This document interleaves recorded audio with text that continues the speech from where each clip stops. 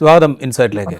നമ്മൾ വീണ്ടും താരസംഘടനയായ AMMയെക്കുറിച്ചും Hema committee report പുറത്തു വന്നതിന് ശേഷം ഉണ്ടായ വെളിപ്പെടുത്തലുകളെക്കുറിച്ചും അതേ തുടർന്ന് സർക്കാർ സ്വീകരിക്കുന്ന നടപടികളെക്കുറിച്ചും ആ നടപടികൾ എത്രത്തോളം യുക്തിസഹമാണ് എന്നുള്ളതിനെക്കുറിച്ചുമൊക്കെ സംസാരിക്കുകയാണ്. നമുക്കൊപ്പം ഉള്ളത് ഈ വിഷയം നമ്മൾ മുമ്പ് സംസാരിച്ചപ്പോൾ നമുക്കൊപ്പം ഉണ്ടായിരുന്ന സീനിയർ ജേർണലിസ്റ്റ് KJ ജേക്കബാണ്. സ്വാഗതം ഇൻസൈറ്റിലേക്ക്. ഏറ്റവും അവസാനത്തെ ഡെവലപ്മെൻറ്റ് ഈ താരസംഘടനയുടെ ഭാരവാഹികൾ കൂട്ടത്തോടെ രാജിവെച്ചാണ്. നമുക്ക് അതിനകത്തേക്ക് കുറച്ച് കഴിഞ്ഞ് വരാം. അതിന് മുമ്പ് ഈ സംസാരം നമ്മൾ ആദ്യ എപ്പിസോഡിൽ നമ്മൾ സംസാരിച്ചപ്പോൾ ഇതിൻ്റെ അന്വേഷണത്തെക്കുറിച്ചൊരു സജഷൻ താങ്കൾ പറഞ്ഞു തന്നു. അതായത് ഒരു വനിതാ IPS ഉദ്യോഗസ്ഥയെ ഇതിൻ്റെ ചുമതല ഏൽപ്പിച്ചുകൊണ്ട് പരാതിക്കാരെ അങ്ങോട്ട് സമീപിച്ച് അവരിൽ നിന്ന് അവർക്ക് ആത്മവിശ്വാസം നൽകി അവർക്ക് പരാതി ഉണ്ടെങ്കിൽ അത് എഴുതി വാങ്ങി അന്വേഷണത്തിന് സർക്കാർ തയ്യാറാകണം എന്നുള്ളൊരു സജഷൻ താങ്കൾ വച്ചിരുന്നു. ഇപ്പോൾ അത് കഴിഞ്ഞൊരു 2 ദിവസം കഴിഞ്ഞപ്പോൾ 4 വനിതാ IPS ഉദ്യോഗസ്ഥരടങ്ങുന്നൊരു സമിതിയെ, ഉന്നത പോലീസ് ഉദ്യോഗസ്ഥരൊക്കെ അടങ്ങുന്നൊരു സമിതിയെ സർക്കാർ നിയോഗിച്ചു. അതിനിടയിൽ വന്ന സംവിധായകൻ രഞ്ജിത്തിനെതിരെ, നടൻ സിദ്ദിഖിനെതിരെ, അങ്ങനെ പല ആളുകൾക്കെതിരെയും ഉയർന്ന ആരോപണങ്ങൾ ഉന്നയിച്ച ആളുകളെ ഈ വനിതാ IPS ഉദ്യോഗസ്ഥർ അങ്ങോട്ട് വിളിക്കുകയും അവർ പരാതിപ്പെടാൻ തയ്യാറുണ്ടോ എന്ന് അന്വേഷിക്കുകയും പരാതിപ്പെടാൻ തയ്യാറുള്ള ആളുകളോട് ഏത് വിധത്തിലാണ് പരാതി നൽകേണ്ടത് എന്ന് പറയുകയും പലരും പരാതി നൽകുകയും ഒക്കെ ചെയ്തിട്ടുണ്ട്. എങ്ങനെ കാണുന്നു ഈ സർക്കാരിൻ്റെ ഈ ആദ്യഘട്ടത്തിൽ പരാതി ഉണ്ടെങ്കിൽ ഇങ്ങോട്ട് വരട്ടെ എന്നിട്ട് നമുക്ക് നോക്കാം എന്ന് പറഞ്ഞിരുന്ന സർക്കാർ ഈ ഒരു നിലപാടിലേക്ക് മാറിയതിനെ എങ്ങനെ കാണുന്നു? വളരെ നല്ല ഒരു നിലപാട് മാറ്റമാണ് ഉണ്ടായത്. സാധാരണഗതിയിൽ ഈ ഹേമ കമ്മീഷന്റെ ഒരു പ്രശ്നം എന്നുള്ളത് അതൊരു അന്വേഷണ കമ്മീഷൻ അല്ല, അതൊരു പഠന സമിതിയാണ് എന്നുള്ളതിനെ കുറിച്ചുള്ള നല്ല ധാരണ ആ കമ്മിറ്റിക്കുണ്ടായിരുന്നു. അതുകൊണ്ട് തന്നെയാണ് അവർ ആ റിപ്പോർട്ട് കൊടുത്തതിന് ശേഷം ഇതിലെ പരാതിക്കാരായ മനുഷ്യരുടെ പേര് വിവരങ്ങൾ അവർ തന്നെ മാറ്റിയിരുന്നു. കാരണം അത് പുറത്ത് വന്നു കഴിഞ്ഞിട്ടുണ്ടെങ്കിൽ അത് അവരെ സംബന്ധിച്ച് വലിയ പ്രശ്നമാവും. കാരണം അവർക്ക് കൊടുത്ത ഉറപ്പിന്റെ അടിസ്ഥാനത്തിലാണ് അവർ വന്ന് സംസാരിക്കുന്നത്, അവർ ഇവരുടെ പഠനത്തെ സഹായിക്കുന്നത്. അപ്പോൾ ഒരു കാരണം, അപ്പൊ ആ ഉറപ്പ് പാലിക്കാൻ വേണ്ടിയിട്ട് അവരുടെ പേര് ഒഴിവാക്കി. അതുപോലെ തന്നെ ഇതിൽ കുറ്റാരോപിതരായ മനുഷ്യരുടെ പേര് ഒഴിവാക്കാൻ വേണ്ടി സർക്കാർ തീരുമാനിച്ചിരുന്നു. അതിന്റെ ലോജിക്ക് പലരും പറയുന്നുണ്ട് എന്തിനാണ് അവരുടെ പേര് ഒഴിവാക്കുന്നത്. അതിന്റെ ഒരു പ്രശ്നം, ഇതൊരു കമ്മിറ്റി റിപ്പോർട്ടാണ്. അപ്പൊ ആ കമ്മിറ്റി റിപ്പോർട്ടില് ഇവരുടെ ആരുടെയെങ്കിലും പേര് ഉണ്ടെങ്കിൽ, ഫോർ എക്സാമ്പിൾ എന്റെയോ രാജീവിന്റെയോ പേരുണ്ടെങ്കിൽ, ഇതിന്റെ ഒരു പ്രശ്നം എന്നുള്ളത് നമുക്ക് ഇതിനെ ഡിഫെൻഡ് ചെയ്യാൻ ഒരു വഴിയില്ല. ഒരു അന്വേഷണ കമ്മീഷൻ ആണെങ്കിൽ നമുക്ക് ഇതിന്റെ സാക്ഷികളെ എതിർ വിസ്താരം ചെയ്യാം. ഇതിൽ അങ്ങനെ ഒരു കാര്യമേ ഇല്ല. അപ്പം ഏകപക്ഷീയമായി ആളുകളെ കുറ്റക്കാരാക്കുന്ന ഒരു അവസ്ഥയുണ്ടാവും. അതുകൊണ്ടാണ് ഇത് മാറ്റിക്കളഞ്ഞത്. അപ്പൊ സർക്കാരിനെ സംബന്ധിച്ചിടത്തോളം ആ റിപ്പോർട്ടിൽ നിന്ന് നേരിട്ട് കേസെടുക്കുക എന്നുള്ളത് അസാധ്യമായ ഒരു കാര്യമാണ്. ഇപ്പോഴും ഞാൻ അങ്ങനെയാണ് വിശ്വസിക്കുന്നത്. ആ റിപ്പോർട്ടിന്റെ മാത്രം ബേസിസിൽ അതിൽ പേരുണ്ട് എന്നുള്ളത് കൊണ്ട് മാത്രം ആളുകൾക്കെതിരെ കേസെടുക്കുക എന്നുള്ളത് നിയമപരമായി നിലനിൽക്കുന്നതല്ല എന്നുള്ളതാണ് എൻ്റെ ഇപ്പോഴത്തെയും ബോധ്യം. അതുകൊണ്ട് സർക്കാരിന് ചെയ്യാൻ പറ്റുന്ന ഏറ്റവും ലെജിറ്റിമേറ്റ് ആയിട്ടുള്ള, ഏറ്റവും പോസിറ്റീവ് ആയിട്ടുള്ള കാര്യം എന്നുള്ളതാണ് ഒരു പോലീസ് സംഘത്തെ രൂപീകരിച്ചിട്ട് ഹേമ കമ്മിറ്റിയുടെ അതേ അപ്രോച്ച് എടുക്കുക, അങ്ങോട്ട് പോയ ആളുകളെ കണ്ടിട്ട്. കാരണം അതിന്റെ ഉത്തരവാദിത്തം ഹേമ കമ്മിറ്റി എന്താണെന്ന് ചെയ്തത് അതുപോലെ തന്നെയാണ്. സർക്കാരിനെ സംബന്ധിച്ചിടത്തോളം പോലീസ് അന്വേഷണം എന്നുള്ളത് ആ ഹേമ കമ്മിറ്റിയുടെ റിപ്പോർട്ടിന്റെ ലോജിക്കൽ എക്സ്റ്റൻഷനാണ്. വലിയ തോതിൽ സ്ത്രീ ചൂഷണം നടക്കുന്നുണ്ട് എന്ന് ഒരു കമ്മിറ്റി പറഞ്ഞു കഴിഞ്ഞാൽ സ്ത്രീ ചൂഷണം എന്നുള്ളത് നിയമപരമായി ഒരു സമൂഹം എന്ന നിലയ്ക്ക് നമുക്ക് അംഗീകരിക്കാൻ പറ്റുന്ന കാര്യമല്ല. അപ്പൊ അതിൽ നിയമം അംഗീകരിക്കുന്ന നടപടികൾ ഉണ്ടാവണം. അതിനുണ്ടാവണമെന്നുണ്ടെങ്കിൽ ഇത്തരം കാര്യങ്ങൾ വേണം. അതുകൊണ്ട് തന്നെ അത് വളരെ ലോജിക്കലായി ആ ഹേമ കമ്മിറ്റിയുടെ കാര്യങ്ങൾ അതിന്റെ കേരളം പോലെ അത്യാവശ്യം സിവിലൈസ്ഡ് ആയിട്ടുള്ള സെൻസ് ഓഫ് ജസ്റ്റിസ്, നീതിബോധമുള്ള മനുഷ്യരുടെ ഒരു സമൂഹമാണ് എന്നുള്ളത് നമുക്ക് കാണുന്നതിന് തെളിവാണ്. നമ്മുടെ ഒരു നടി അവർ ഭീകരമായി ആക്രമിക്കപ്പെടുന്നു. അപ്പൊ അതിനുശേഷം അതിനെക്കുറിച്ച് വലിയ തോതിൽ പരാതികൾ ഉണ്ടാകുന്നു. WCC ഫോം ചെയ്യുന്നു. അവർ മുഖ്യമന്ത്രിയെ കാണുന്നു. മുഖ്യമന്ത്രി ഇതിനെക്കുറിച്ച് പഠിക്കാൻ വേണ്ടി ഒരു കമ്മിറ്റിയെ വെക്കുന്നു. ആ കമ്മിറ്റി ഗംഭീരമായിട്ടുള്ള റിപ്പോർട്ട് കൊടുക്കുന്നു. ആ റിപ്പോർട്ടിന് ശേഷം ഒരു 4.5 വർഷത്തെ താമസമുണ്ടായി എന്നുള്ളത് മാത്രമാണ് നമുക്ക് ഇതിനകത്ത് ദഹിക്കാത്ത ഒരു കാര്യം. അതിനുശേഷം ആ റിപ്പോർട്ടിന്റെ അകത്ത് നിന്ന് പുറത്തു വരേണ്ട കാര്യങ്ങൾ പുറത്തു വരുന്നു. അതിന് പിറകെ പോലീസ് സംഘത്തിന്റെ ഫോർമേഷൻ ഉണ്ടാകുന്നു. അവരിനി ഇതിനെ ലോജിക്കലായിട്ട് മുമ്പോട്ട് കൊണ്ടുപോകണം. പരാതികൾ ഉണ്ടാവണം, അതിന്റെ പുറത്ത് അന്വേഷണം ഉണ്ടാവണം, അതിന്റെ പുറത്ത് പ്രോസിക്യൂഷൻ ഉണ്ടാകണം. കുറ്റവാളികളായ നമ്മൾ, കേരളത്തിലെ സമൂഹം, നമ്മൾ 47-ൽ നമുക്ക് സ്വാതന്ത്ര്യം കിട്ടി, 50 ആയപ്പോഴത്തേക്കും നമ്മൾ റിപ്പബ്ലിക്കായി, 56-ൽ കേരള സംസ്ഥാനമുണ്ടായി. നമ്മുടെ നാട്ടിലുണ്ടായിരുന്ന ഫ്യൂഡൽ ചിന്താധാരയുടെ, ഫ്യൂഡൽ പെരുമാറ്റങ്ങളുടെ അവസാനത്തെ വെസ്റ്റേജസ്, അതിൽ അവസാനത്തെ അവശിഷ്ടങ്ങൾ വരെ നമ്മൾ തുടച്ചു മാറ്റിയെന്നൊക്കെയാണ് നമ്മൾ വിചാരിച്ചിരുന്നത്. പക്ഷെ ടിപ്പിക്കൽ ഫ്യൂഡൽ സമ്പ്രദായം നിലനിന്നിരുന്ന ഒരു സമൂഹം, ഒരു ഏരിയ ആയിരുന്നു ഇതെന്ന് നമ്മളിപ്പം ഈ ഹേമ കമ്മിറ്റി റിപ്പോർട്ടിന്റെ അടിസ്ഥാനത്തിൽ മനസ്സിലാക്കുന്നു. അത് ഒഴിവാക്കേണ്ടതുണ്ട് ഈ പോലീസ് നടപടിക്കൊപ്പം. ഇനി അടുത്ത നടപടി എന്ന് ഞാൻ ലോജിക്കലായിട്ട് വിചാരിക്കുന്നത് നിയമനിർമ്മാണം. ഇത് ഹേമ കമ്മിറ്റിയിൽ തന്നെ പറഞ്ഞിട്ടുണ്ട്. അതിലേക്ക് വരാം. അതിന് മുമ്പ് ഒറ്റ കാര്യം ചോദിച്ചോട്ടെ. ഇപ്പോൾ ഈ കമ്മിറ്റി റിപ്പോർട്ട് പുറത്തു വന്ന സാഹചര്യത്തിൽ ഇത്തരം കാര്യങ്ങൾ പരസ്യമായി പറയാൻ ധൈര്യം കാണിച്ച, സമൂഹത്തിന് മുന്നിൽ ഇത് പറഞ്ഞാലും എനിക്ക് ചങ്കൂറ്റത്തോടുകൂടെ ഉയർന്നു നിൽക്കാൻ സാധിക്കും, നിവർന്നു നിൽക്കാൻ സാധിക്കുമെന്ന ബോധ്യമുള്ള ചില ആളുകൾ ഇത് പുറത്തു പറയുന്നു.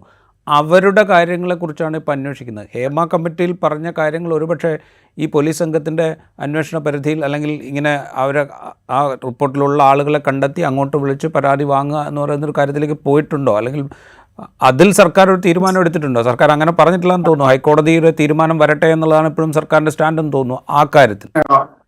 അതാണ് ഞാൻ കണ്ടത്. അത് രണ്ടു വിധത്തിൽ വരാം. ഒന്ന്, അങ്ങനത്തെ നിലപാട് സർക്കാർ എടുക്കുന്നുള്ളതായിട്ട് വേണമെങ്കിൽ വരാം. അത് ശരിയായ തീരുമാനമായിരിക്കില്ല എന്നുള്ളതാണ് എൻ്റെ ഇപ്പോഴത്തെ വിശ്വാസം. സർക്കാർ ഹേമ കമ്മിറ്റി പോലെ തന്നെ അങ്ങോട്ട് ചെന്ന് പരാതി ചോദിച്ചു വാങ്ങുക എന്നുള്ളതാണ് ഒന്ന്.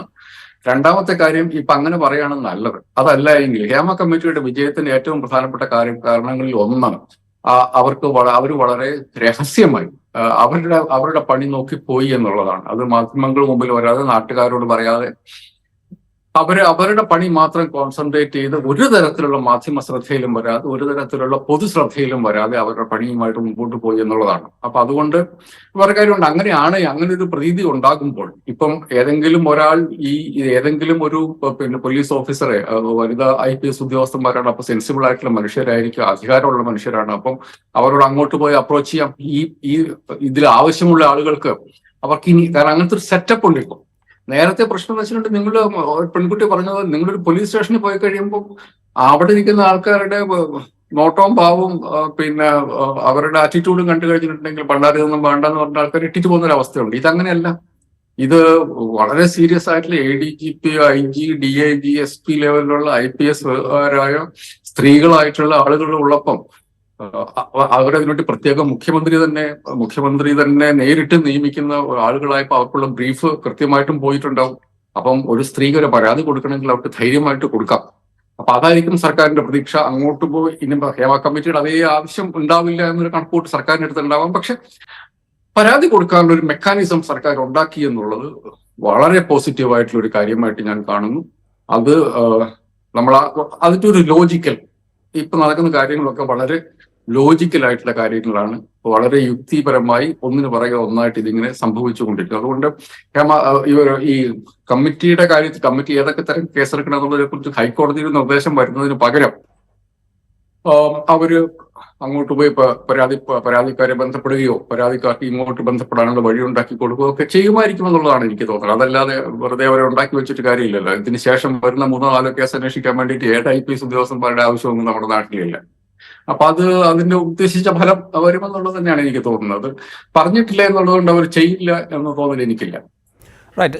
ഇത്തരം ഒരു നടപടി എടുക്കുമ്പോൾ ഇത് സർക്കാർ പ്രഖ്യാപിക്കുന്നത് പോലെ തന്നെ വളരെ സുതാര്യമായി നീതി ഉറപ്പാക്കാൻ വേണ്ടി ഈ ഒരു മേഖലയിൽ നിലനിൽക്കുന്ന ചൂഷണത്തിന് ഒരു പരിധിവരെയെങ്കിലും അറുതി ഉണ്ടാക്കാൻ വേണ്ടി തന്നെയാണ് എന്ന ബോധ്യം ഇതിൻ്റെ ഈ ഫീൽഡിൽ നിൽക്കുന്ന ആളുകളിൽ ഉണ്ടാവണം, പൊതുസമൂഹത്തിനും ഉണ്ടാക്കേണ്ടതുണ്ട്. അപ്പോൾ അതുമായി ബന്ധപ്പെട്ട് വരുമ്പോൾ ഈ ആരോപണ വിധേയരായ മനുഷ്യരുടെ കാര്യത്തിൽ, അല്ലെങ്കിൽ ഈ ആരോപണങ്ങൾക്ക് വിധേയരാകുന്ന വ്യക്തികളുടെ കാര്യത്തിൽ സർക്കാർ സ്വീകരിക്കുന്ന നിലപാടുകളും വളരെ സൂക്ഷ്മതയോടെയും ശ്രദ്ധയോടെയും വേണ്ടേ. ഇപ്പോൾ രഞ്ജിത്തിൻ്റെ കാര്യത്തിൽ ആരോപണമുയർന്നു, കുറച്ച് ദിവസം 1-2 ദിവസം കഴിഞ്ഞിട്ടാണ് അദ്ദേഹത്തിൻ്റെ ഔദ്യോഗിക സ്ഥാനത്തു നിന്നുള്ള രാജിയിലേക്ക് കാര്യങ്ങൾ എത്തുന്നത്. അതും വലിയ സമ്മർദ്ദം ഉണ്ടായതിന് ശേഷം. സമ്മർദ്ദം എന്ന് പറഞ്ഞാൽ സർക്കാർ ലെവലിൽ ഒരുപക്ഷെ സമ്മർദ്ദം ഉണ്ടായിട്ടില്ല, പക്ഷേ പൊതുസമൂഹത്തിൽ നിന്ന് മാധ്യമ വാർത്തകളിലൊക്കെ ആയിട്ട് വലിയ സമ്മർദ്ദം ഉണ്ടായി. അതുപോലെയാണ് ഇപ്പോൾ ഇടതുപക്ഷ ജനാധിപത്യ മുന്നണിയിൽ അതിൻ്റെ മുഖ്യ പാർട്ടിയായ CPM-ൻ്റെ MLA ആയിരിക്കുന്ന തുടർച്ചയായി 2ാം തവണ MLA ആയ മുകേഷിനെതിരെ വരുന്ന ആരോപണം, ഒരാരോപണമല്ല, 2 ആരോപണമല്ല, ഇന്ന് 3ാമത്തെ ആരോപണം ഉയർന്നിരിക്കുന്നു. അപ്പോൾ ഇത്തരം ആളുകളുടെ കാര്യത്തിൽ കൂടെ ചില തീരുമാനങ്ങൾ എടുക്കേണ്ടി വരില്ലേ ഈ പാർട്ടി സംവിധാനവും ഭരണ നേതൃത്വവുമൊക്കെ? CPM-ഉം ഇടതുമുന്നണിയും മനസ്സിലാക്കേണ്ട ഒരു കാര്യം, നമ്മളിപ്പോ ഈ സ്ത്രീകളുടെ പ്രസ്താവനകൾ നോക്കൂ. ഈ പ്രസ്താവനകളിലൊക്കെ പറയുന്നത് ഇത് ഹേമ കമ്മിറ്റിയുടെ പിന്നെ റിപ്പോർട്ടും അതിനുശേഷം ഉണ്ടായ പോലീസ് നടപടിയും, അടിസ്ഥാനപരമായിട്ട് ഹേമ കമ്മിറ്റിയുടെ റിപ്പോർട്ട്, അതിന് പുറകിൽ സർക്കാരുണ്ട് എന്നുള്ള തോന്നൽ, അതിന്റെ ധൈര്യത്തിലാണ് ഞങ്ങൾ ഇത് പറയുന്നുള്ളതാണ്. ഏത് സർക്കാരുണ്ടെന്നുള്ളതാണ്, ഒരു LDF സർക്കാരുണ്ട് എന്നുള്ളതാണ് അതിന്റെ വസ്തുത. ഇതിന്റെ അടിസ്ഥാനത്തിലാണ് മനുഷ്യർ ഈ കാര്യങ്ങൾ തുറന്നു പറയുന്നത്. അപ്പൊ ഇതിന്റെ രാഷ്ട്രീയപരമായ ഗുണഫലം ഉണ്ടാക്കാനുള്ള ഉത്തരവാദിത്തം LDF-നും CPM-നുമുണ്ട്. ഇതിന്റെ അകത്ത് ഇപ്പം രഞ്ജിത്തിന് നേരെ നടപടി ഉണ്ടായി കഴിഞ്ഞപ്പം ഈ സാംസ്കാരിക വകുപ്പ് മന്ത്രി പരസ്യമായിട്ട് അദ്ദേഹത്തെ ന്യായീകരിക്കുകയാണ്. എന്ന് വെച്ചാൽ ഈ നമ്മുടെ നാട്ടിലെ രാജീവ്, ഈ നാട്ടിലെ സ്ത്രീകൾ, ആക്രമിക്കപ്പെട്ട സ്ത്രീകൾ വന്ന ഒരു വർത്തമാനം പറഞ്ഞു കഴിയുമ്പോൾ അത് അവർ പറയുന്ന വർത്തമാനം മാത്രമായിട്ട് കണക്കാക്കരുത്. അത് ഈ നാട്ടിലെ സ്ത്രീകൾ പറയുന്ന വർത്തമാനമാണ്, അവരുടെ പ്രതിനിധികളായ മനുഷ്യർ വന്ന് പറയുന്ന വർത്തമാനമാണ് എന്നുള്ള കാര്യം LDF-ഉം CPM-ഉം മനസ്സിലാക്കണം. അപ്പം രഞ്ജിത്തിന് ആ ദിവസം അയാൾ രാജിവെക്കാൻ പറയേണ്ടതായിരുന്നു. അയാളെ വന്ന് ഒരു നാണവുമില്ലാതെ സംസ്ഥാനത്തെ മന്ത്രി ന്യായീകരിക്കുക എന്ന് പറഞ്ഞാൽ ഈ രാജ്യത്തെ സ്ത്രീകൾ സംസാരിക്കുന്നതിനെ തിരസ്കരിക്കുക എന്നുള്ളതാണ്. അതുകൊണ്ട് മുകേഷിന്റെ കാര്യത്തിൽ അത് തന്നെയാണ് നമ്മളിപ്പോൾ കേൾക്കുന്ന പരാതികൾ. കാരണം ഈ പരാതിയിൽ ഒരു ന്യായമുണ്ട് എന്നുള്ളതിന്റെ ഒരു പശ്ചാത്തലം നമ്മൾ ഉറപ്പിച്ചു കഴിഞ്ഞു. ഹേമ കമ്മിറ്റി റിപ്പോർട്ട് പറഞ്ഞത് അതാണ്. അതായത് നമ്മുടെ നാട്ടിലെ സ്ത്രീകൾ സിനിമാ രംഗത്തെ ലൈംഗിക ചൂഷണത്തെ കുറിച്ച് പറയുന്ന കാര്യങ്ങൾ വസ്തുതയാണ് എന്ന് നമ്മുടെ മുമ്പിൽ ഒരു കമ്മിറ്റി റിപ്പോർട്ടായിട്ടുള്ളപ്പോൾ ഈ മനുഷ്യർ പറയുന്ന കാര്യങ്ങളെ നമ്മൾ മുഖവിലക്കെടുക്കേണ്ടി വരും. അത് മുഖവിലക്കെടുത്താൽ നിയമസഭയുടെ 7 അയൽവക്കത്തിരിക്കാൻ യോഗ്യനല്ലാത്ത ഒരു മനുഷ്യനാണ് മുകേഷ് എന്നുള്ളത് ഇപ്പൊ നമ്മളത് അംഗീകരിക്കേണ്ടി വരും. അദ്ദേഹത്തെ കുറ്റാരോപിതനാക്കണോ, അദ്ദേഹം ശിക്ഷിക്കപ്പെടണോ എന്നുള്ളതൊക്കെ നീതിന്യായത്തിന്റെ പ്രോസസ്സുകൾക്ക് വിടാം. പക്ഷെ നമ്മളിപ്പോൾ ഹേമ കമ്മിറ്റി റിപ്പോർട്ട് നമ്മുടെ മുമ്പിലുണ്ട്. അതിന്റെ പിറകിലുള്ള ഒരു അധ്വാനമുണ്ട്, അതിന്റെ കണ്ടെത്തലുണ്ട്, അതിന്റെ പിറകെ വരുന്ന ആരോപണം എന്നുള്ളത്, അതിനെ നമ്മൾ മുഖവിലക്കെടുത്താൽ സ്ത്രീകളെ വേട്ടയാടുന്ന മനുഷ്യരിൽ ഒരാളായിരുന്നു മുകേഷ് എന്നുള്ളത് വളരെ പ്ലെയിനാണ്. അങ്ങനെയുള്ള ഒരാളെ ചുവന്നുകൊണ്ട് അടുക്കേണ്ട ഒരാവശ്യം CPM-നില്ല, LDF-നില്ല, സർക്കാരിനില്ല, പൊതുസമൂഹത്തിനുമില്ല. നമ്മൾ കാണേണ്ടത് അദ്ദേഹം കൊല്ലം എന്ന് പറയുന്ന നമ്മുടെ നാട്ടിലെ കൊല്ലത്തെ മനുഷ്യരെ പ്രതിനിധീകരിക്കുന്ന ഒരു നിയമസഭ അംഗമാണ്. എങ്ങനെയാണ് ഇങ്ങനത്തെ ഒരു മനുഷ്യൻ അവിടെ പോയിരിക്കുക? അതിനെ നമ്മൾ തള്ളിക്കളയണമെങ്കിൽ നമ്മൾ ഹേമ കമ്മിറ്റി റിപ്പോർട്ട് തുടങ്ങി ഇങ്ങോട്ടുള്ള മുഴുവൻ കാര്യങ്ങളെ തള്ളിക്കളയേണ്ടി വരും. ഹേമ കമ്മിറ്റിയുടെ കണ്ടെത്തലുകളുടെ അടിസ്ഥാനത്തിൽ സ്ത്രീകൾ വന്ന് സംസാരിക്കുമ്പോൾ അതിനെ മുഖവിലക്കെടുക്കാനുള്ള ഉത്തരവാദിത്വം സമൂഹത്തിനുണ്ട്, സർക്കാരിനുണ്ട്, പാർട്ടിക്കുണ്ട്. കൊല്ലത്തെ മനുഷ്യർക്കുണ്ടായില്ല. അപ്പൊ അദ്ദേഹം എത്രയും പെട്ടെന്ന് അദ്ദേഹം രാജിവെക്കുക, അതല്ലെങ്കിൽ അദ്ദേഹത്തോട് രാജിവെക്കാൻ CPM ആവശ്യപ്പെടുക. കാരണം അതല്ലാതെ ലോജിക്കലായിട്ട് മറ്റൊരു വഴിയില്ല. ബാക്കി ഈ രഞ്ജിത്തിന്റെ കാര്യത്തിൽ ആ ഇനീഷ്യേറ്റീവ് സർക്കാർ കളഞ്ഞു. സർക്കാർ മനസ്സിലാക്കേണ്ട കാര്യം, CPM മനസ്സിലാക്കേണ്ട കാര്യം, സർക്കാരിലും CPM-ലും മുഖ്യമന്ത്രിയിലും അത് ഞാൻ അടിവരയിട്ട് പറയും. കാരണം മുഖ്യമന്ത്രിയുടെ നേരിട്ടുള്ള ഇനീഷ്യേറ്റീവിലാണ് ഈ കമ്മിറ്റി ഉണ്ടായത്. അതിന്റെ മുഴുവൻ അദ്ദേഹം തീരുമാനിച്ചിട്ടുണ്ടായിരുന്നില്ല ഇത് വരുന്നില്ല. അപ്പം അവർക്കാർക്കും അവർ മനസ്സിലാക്കേണ്ട കാര്യം, നമ്മുടെ നാട്ടിലെ സ്ത്രീകൾ സംസാരിക്കുകയാണ്. അവരെ വേട്ടയാടിയ മനുഷ്യരെ കുറിച്ച് നമ്മുടെ നാട്ടിലെ സ്ത്രീകൾ സംസാരിക്കുകയാണ്. ആ സംസാരം CPM കേൾക്കണം, LDF കേൾക്കണം, മുഖ്യമന്ത്രി കേൾക്കണം. അങ്ങനെയുള്ള ഒരാളെ നിയമസഭയിൽ ഇനി വേണ്ട എന്നുള്ള കാര്യം എത്രയും പെട്ടെന്ന് ആ കാര്യത്തിൽ CPM ഒരു തീരുമാനമെടുക്കണം. അത് പറയുമ്പോൾ ഔദ്യോഗികമായിട്ട് പ്രതികരിച്ചിട്ടില്ല എങ്കിൽ പോലും CPM ലീഡർഷിപ്പിൻ്റെയും ഒരു പക്ഷേ അതിൻ്റെ വിവിധ നേതൃപദവികളിലിരിക്കുന്നവരുടെയും ഒരു അഭിപ്രായം അല്ലെങ്കിൽ ഒരു മനസ്സിലിരിപ്പ് എന്ന് പറയുന്നത്, ഇപ്പുറത്ത് കോൺഗ്രസിൻ്റെ 2 ജനപ്രതിനിധികൾക്കെതിരെ ഇത്തരം ആരോപണങ്ങൾ ഉയർന്നപ്പോൾ അവരൊന്നും രാജിവെച്ചില്ലല്ലോ, പിന്നെ എന്തിനും ഇപ്പുറത്ത് മാത്രം രാജിവെക്കണം? പിന്നെ ഒരു ആരോപണം ഉയർന്നാൽ ഉടൻ രാജിവെക്കുക. അദ്ദേഹം ഒരു MLA മാത്രമാണ്, മറ്റ് അധികാര പദവികളൊന്നും ആസ്വദിക്കുന്നില്ല അല്ലെങ്കിൽ കൈവശം വയ്ക്കുന്നില്ല. അതുകൊണ്ട് ഇത്തരം ന്യായങ്ങളൊക്കെയാണ് അന്തരീക്ഷത്തിലുള്ളത്. ഒരുപക്ഷെ വരും ദിവസങ്ങളിൽ ഇതായിരിക്കും ന്യായീകരണമായിട്ട് വരാനും പോകുന്നത്. നമ്മുടെ നാട് സംഘടിക്കപ്പെട്ടിരിക്കുന്നത്, കേരളം ഉണ്ടാക്കപ്പെട്ടിരിക്കുന്നത് ഇടതുപക്ഷ രാഷ്ട്രീയ ബോധത്തിന്റെ അടിസ്ഥാനത്തിലാണ്. ഇടതുപക്ഷം എന്ന് പറയുമ്പോൾ ഞാൻ പറയുന്നത് CPM-ഉം CPI പോലെയുള്ള രണ്ട് കക്ഷികൾ മാത്രമല്ല. അവരാണ് അതിന്റെ പൊളിറ്റിക്കൽ റെപ്രസെന്റേഷൻ എന്നുള്ളത് സത്യമായിരിക്കുകയും മനുഷ്യരുടെ അന്തസ്സ് എന്ന് പറയുന്ന വളരെ അടിസ്ഥാനപരമായിട്ടുള്ള ഒരു ധാരണയുടെ പുറത്താണ് ഇത് പിന്നെ കെട്ടിപ്പടുത്തിട്ടുള്ളത്. കോൺഗ്രസിന് ചില ലിബർട്ടികളുണ്ട്. അപ്പൊ നമ്മൾ പറയുമ്പോൾ എന്തിനാണ് കോൺഗ്രസിന് ബാധകമല്ലാത്തൊരു ധാർമ്മിക പദം? ഇടതുപക്ഷ ധാർമ്മികതയിലാണ് നമ്മുടെ നാട് കെട്ടിപ്പടുത്തിരിക്കുന്നത്. ആ ഇടതുപക്ഷ ധാർമ്മികതയ്ക്ക് ചേരുന്നുണ്ടോ ഇല്ലയോ എന്നുള്ളത് മാത്രമേ നോക്കേണ്ടതുള്ളൂ. കോൺഗ്രസിന്റെ ധാർമ്മികത വേറെയാണ്. കോൺഗ്രസ് KPCC പ്രസിഡന്റിന് പരസ്യമായിട്ട് നമ്മുടെ നാട്ടിൽ തെറി പറയാൻ അവകാശമുണ്ട്. CPM-ന്റെ സംസ്ഥാന സെക്രട്ടറിക്ക് അത് പറയാൻ അവകാശമില്ല. അതാണ് അതിന്റെ ഡിഫറൻസ്. അപ്പൊ അതുകൊണ്ട് കോൺഗ്രസിന്റെ ധാർമ്മിക സ്കെയിൽ വെച്ചിട്ട് CPM-ഓ LDF-ഓ അതിന് സ്വയം അളക്കരുത്. അത് തെറ്റായിട്ടുള്ള കാര്യമാണ്. കേരളത്തിൽ സ്വാമി വിവേകാനന്ദൻ പറഞ്ഞ പോലെ ഒരു മഹാവഷളായിട്ടുണ്ടായിരുന്ന ഒരു നാട് എങ്ങനെയാണ് ഇത്ര പെട്ടെന്ന് ഇത്ര വലിയ സാമൂഹ്യ പുരോഗതി കൈവരിച്ചത്? അത് ഇടതുപക്ഷ മൂല്യങ്ങളുടെ കാര്യത്തിലാണ്. അതിൽ ജനങ്ങൾക്ക് വിശ്വാസമുള്ളതുകൊണ്ട്. അതല്ലാതെ കോൺഗ്രസ് എന്തെങ്കിലും പറഞ്ഞിട്ടല്ല. കോൺഗ്രസ് പോലും ഇടതുപക്ഷവൽക്കരിക്കപ്പെട്ട ഒരു നാടാണ് കേരളം. അതിൽ കോൺഗ്രസിന്റെ മറ്റ് എലമെന്റുകൾ ഇപ്പോഴും അവിടെ ഉണ്ടാകും. പണ്ട് ഈ തമാശ പറയുന്ന വെച്ചിട്ടുണ്ടെങ്കിൽ കേരളത്തിൽ നിന്ന് കോൺഗ്രസിന്റെ വർക്കിംഗ് കമ്മിറ്റിയിൽ 2-3 മലയാളികളൊക്കെ ഉണ്ടാവും. അവർ നെടുമ്പാശ്ശേരിയിൽ വിമാനം കയറി കഴിഞ്ഞാൽ പിന്നെ അവരൊക്കെ ഇടതുപക്ഷ കക്ഷികളാണെന്ന് പറഞ്ഞ് എനിക്കൊന്ന് മൻമോഹൻ സിംഗ് ആണ്.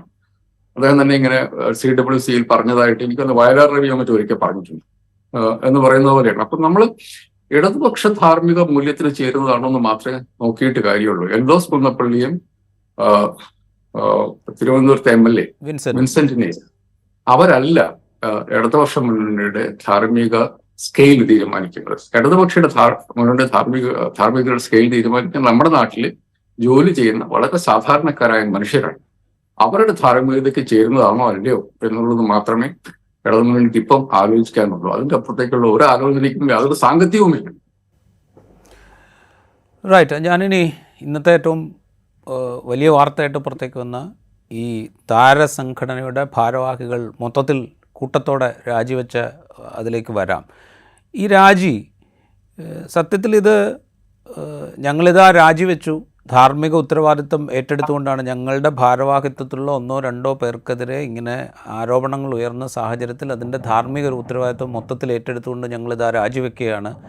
ഈ സംഘടനയെ നവീകരിക്കാനും ശക്തിപ്പെടുത്താനും പാകത്തിൽ കെൽപ്പുള്ള പുതിയ നേതൃത്വം വരട്ടെ എന്ന പ്രസ്താവന, ആ ശുഭപ്രതീക്ഷ ഞങ്ങൾക്കുണ്ട് എന്നൊക്കെ പറഞ്ഞ് രാജിവെക്കുമ്പോൾ ഇവർ യഥാർത്ഥത്തിൽ ഈ ഉത്തരവാദിത്വത്തിൽ നിന്നും മാറി നിൽക്കുകയും ഇതുവരെ ഉണ്ടായ ആരോപണങ്ങളിലൊന്നും ഞങ്ങൾ പങ്കാളികളല്ല, അല്ലെങ്കിൽ ഞങ്ങൾക്കിതിലൊന്നും ചെയ്യാനില്ല, രാജിവെച്ചുകൊണ്ട് ഞങ്ങൾ അതിൻ്റെ ധാർമ്മിക ഉത്തരവാദിത്വം മാത്രമേ ഏറ്റെടുക്കുന്നു എന്ന് പറയുകയാണോ ചെയ്യുന്നത്? അവരെ സംബന്ധിച്ച് അങ്ങനെ ആകാം. പക്ഷെ ഞാൻ അപ്പോഴും അതിനെ സ്വാഗതം ചെയ്യും.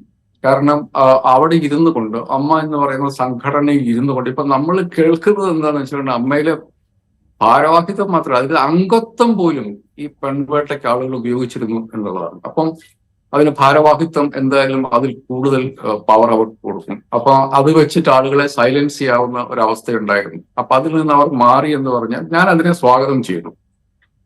അത് അവിടെ വെച്ച് നിർത്തണോ വേണ്ടയോ എന്നുള്ള കാര്യം ഇവരാൽ ആക്രമിക്കപ്പെട്ട മനുഷ്യരും നമ്മൾ സമൂഹവും സർക്കാരും ഒക്കെ കൂടിയാണ് തീരുമാനിക്കേണ്ടത്. അയ്യോ രാജിവെച്ചല്ലോ, ഇനി ഇപ്പൊ അമ്മയുടെ ആളുകൾക്കെതിരെ നമ്മൾ ഈ പരാതി പറയുന്നത് ശരിയല്ല എന്ന് ആരെങ്കിലും തീരുമാനിക്കുമെന്ന് എനിക്ക് തോന്നുന്നില്ല. അതിനൊരു ഊർജം കിട്ടാനാണ് സാധ്യത. അതിൻ്റെ അകത്ത് പുറത്തേക്ക് പോകുന്നതിനേക്കാൾ കൂടുതൽ ഈ പ്രോസസ്സിന് നമ്മൾ നേരത്തെ ഹേമ കമ്മിറ്റി റിപ്പോർട്ട് കണ്ട പോലെ തന്നെയാണ്. ഹേമ കമ്മിറ്റി എങ്ങനെയാണോ ആ പ്രോസസ്സിനെ കൂടുതൽ സ്ട്രെങ്തൻ ചെയ്തത് എന്ന് പറയുന്നത് പോലെ തന്നെ ഇവരുടെ രാജി മനുഷ്യർ തുറന്നു പറയുന്നതിനെ കൂടുതൽ സ്ട്രെങ്തൻ ചെയ്യും എന്നാണ് എനിക്ക് തോന്നുന്നത്. ആ സംഘടന അതിന്റെ ഭാരവാഹികൾ അവർക്ക് അവിടെ ഇരിക്കാൻ യാതൊരു അവകാശവും. നമ്മളെ കാണുന്ന ആ സംഘടന ഇപ്പം നമ്മളൊക്കെ ആദരവോടുകൂടി കാണുന്ന വലിയ കലാകാരന്മാരായിരുന്ന മനുഷ്യരുണ്ടായിരുന്ന ഒരു സംഘടന.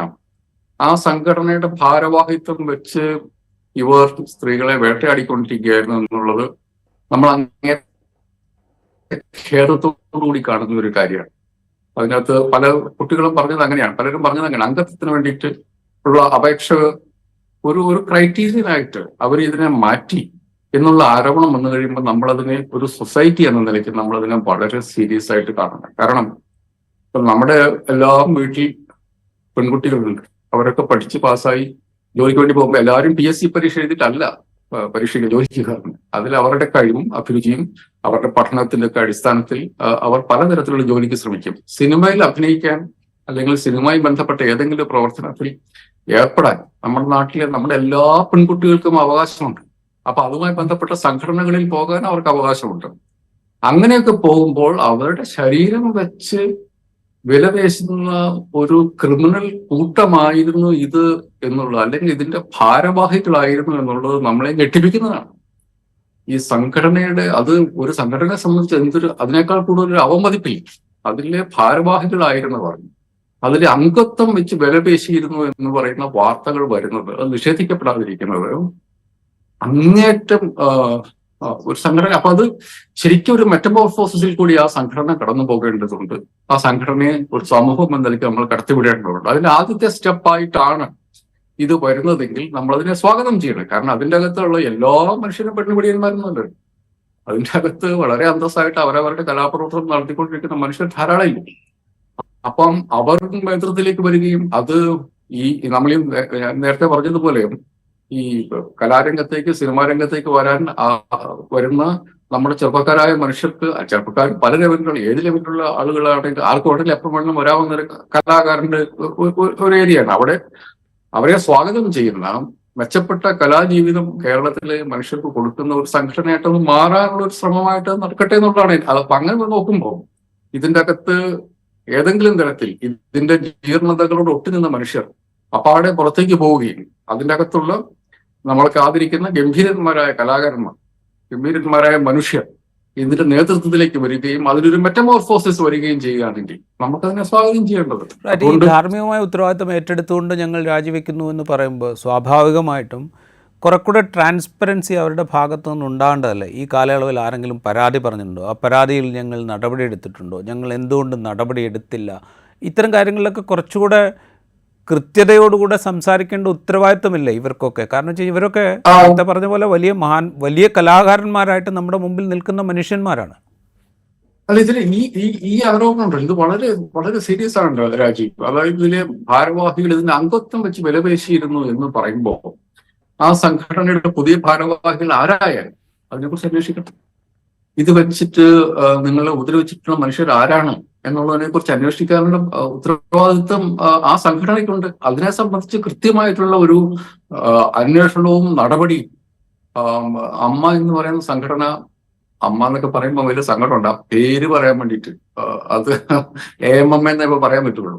ആ സംഘടന അതിന് ഉത്തരവാദിത്വമുണ്ട്. അത് ചെറിയ കാര്യമില്ലത്. അത് ഞാൻ ഇന്നലെ അത് കേൾക്കുമ്പോൾ എനിക്കത് ഒരു മലയാളി എന്ന നിലയ്ക്ക് നമ്മൾ ഭയങ്കരമായിട്ട് അപ്സെറ്റിക് ആക്കുന്നതാണ്. നമ്മൾ ഈ ഒരു പത്രപ്രവർത്തന നിലയ്ക്ക് നമ്മൾ എന്തുമാത്രം സംഘടനകളും അതിന്റെ ഭാരവാഹികളുമായിട്ട് നമ്മൾ കാണുകയും സംസാരിക്കുകയും വർത്തമാനം പറയുകയും നമ്മൾ അവരുടെ പ്രവർത്തനങ്ങളെ കാണുകയും ഒരു ജനാധിപത്യ സമൂഹത്തിന്റെ ഭാഗമായി മനുഷ്യർ കൂട്ടായി വിലപേശുന്നതിന് ഉള്ള ഏറ്റവും ഗംഭീരമായിട്ടുള്ള ഒരു ടൂളായിട്ട് സംഘടനകൾ ഉപയോഗിക്കപ്പെടുകയും ചെയ്യുന്ന ഒരു നാട്ടില് ഈ സംഘടനയിലെ അംഗത്വം എന്നുള്ളത് ഈ പെൺവേട്ടക്കാർക്കുള്ള ഒരു ടൂളായിട്ട് മാറി എന്നുള്ളത് അങ്ങേറ്റത്തെ ഖേദകരമായ കാര്യമാണ്. അതിന് ആ സംഘടനയ്ക്ക് അതിപ്പോ ഒരു സെറ്റ് ഓഫ് ഓഫീസ് ബെയറേഴ്സ് മാറി എന്നുള്ളതുകൊണ്ട് ആ ഉത്തരവാദിത്തത്തിൽ നമുക്ക് രക്ഷപ്പെടാൻ പറ്റില്ല. ആ ഉത്തരവാദിത്വം അമ്മ എന്ന് പറയുന്ന സംഘടനയുടെ നേതൃത്വത്തിൽ പുതുതായി വരുന്ന ആളുകൾക്ക് അവർ ഈ ചോദ്യങ്ങൾക്ക് ഉത്തരം തന്നേ പറ്റൂ. അതില്ല എങ്കിൽ അവർ ഈ ഇവരുടെ കൂടെയുള്ള ആളുകളാണ് എന്നുള്ളത് നമുക്ക് ഉറപ്പാണ്. അത് ഇപ്പൊ എല്ലാ ക്രിമിനൽ കേസുകളിലേക്ക് പോകണം എന്നുള്ളതല്ല. കാരണം നമ്മൾ ഇതിൻ്റെ അകത്ത് കാണുന്ന ഇപ്പൊ പോഷാക്ട് അടക്കമുള്ള ഇതിന് നിയമപരമായിട്ടും നൈതികമായിട്ടും എല്ലാം ക്രിമിനൽ പ്രോസിക്യൂഷനിലേക്കും കൺവിക്ഷനിലേക്കും പോകണമെന്നില്ല. ഇതിന് നീതി പല രീതിയിൽ ഉറപ്പാക്കണം.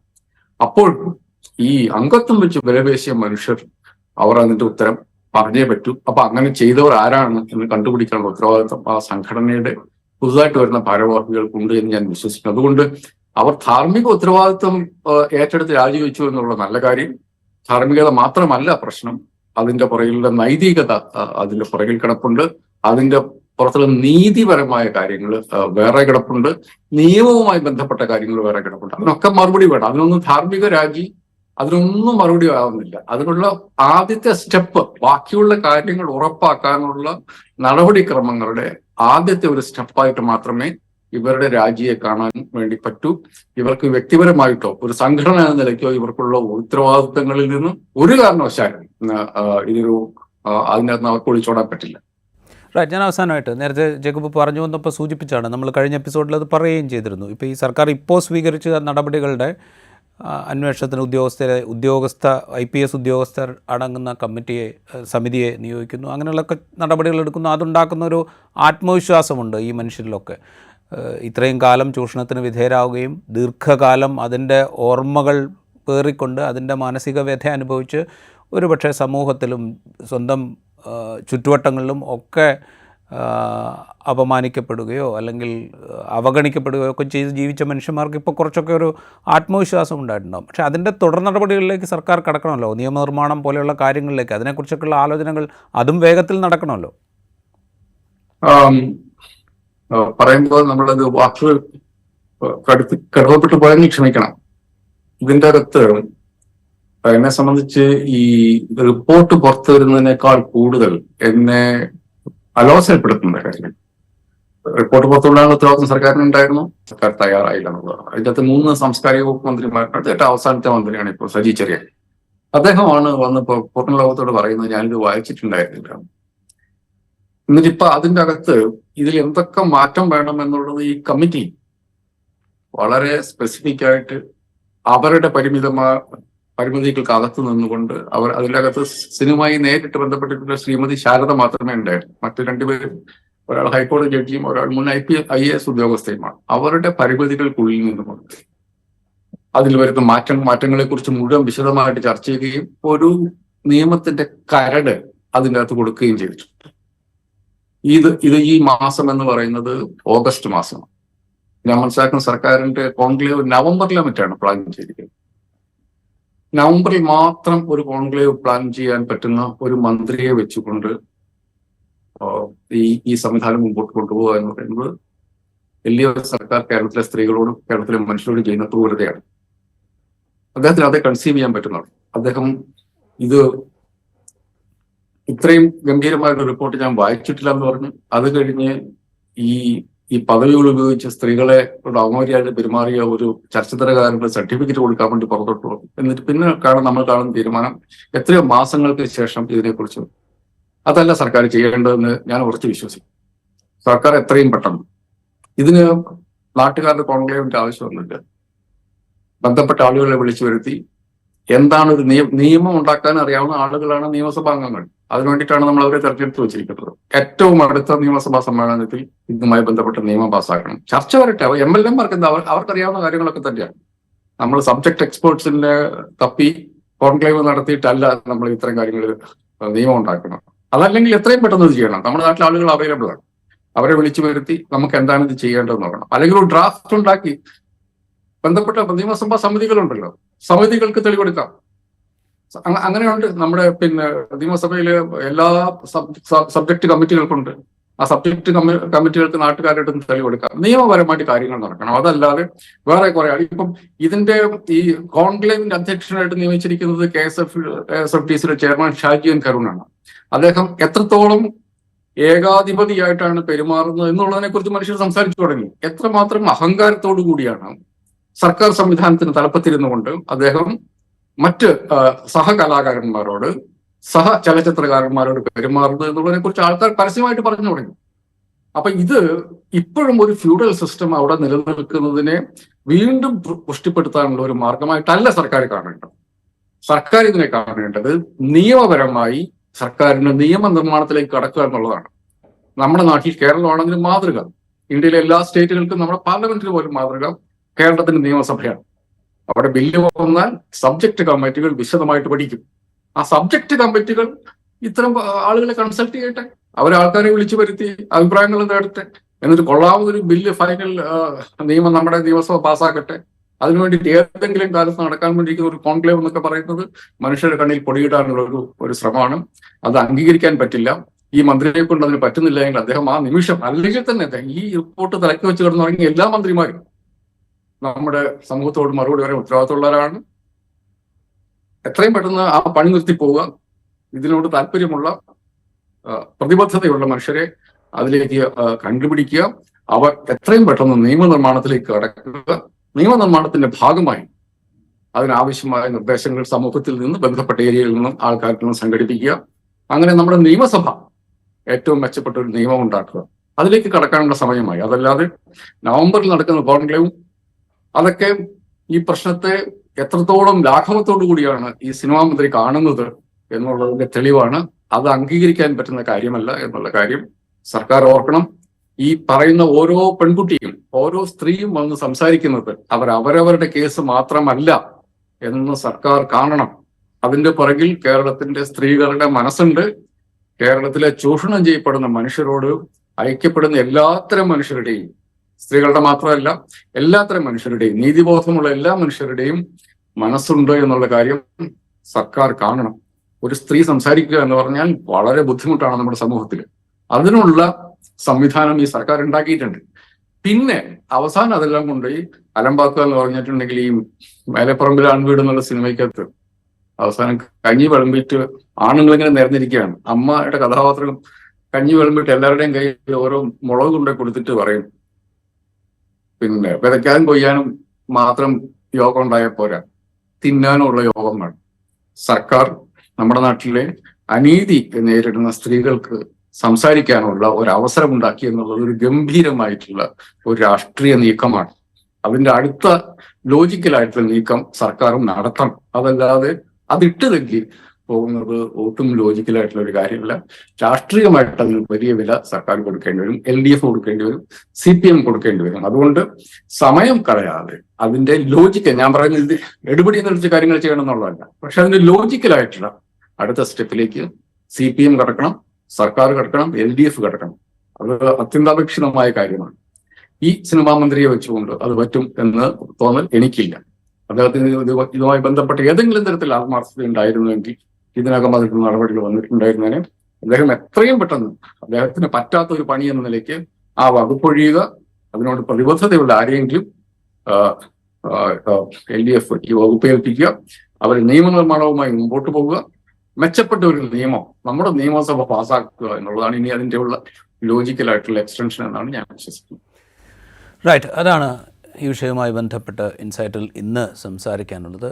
നടപടികൾ തുടങ്ങിയിട്ടുണ്ട് സർക്കാർ. അതിൻ്റെ അവരുടെ നീതിബോധത്തിൽ ഉറപ്പുണ്ടാവണമെങ്കിൽ, അതിൽ സുതാര്യത ഉണ്ടാവണമെങ്കിൽ തുടർ നടപടികളിലൊക്കെ അതുണ്ടാവണം.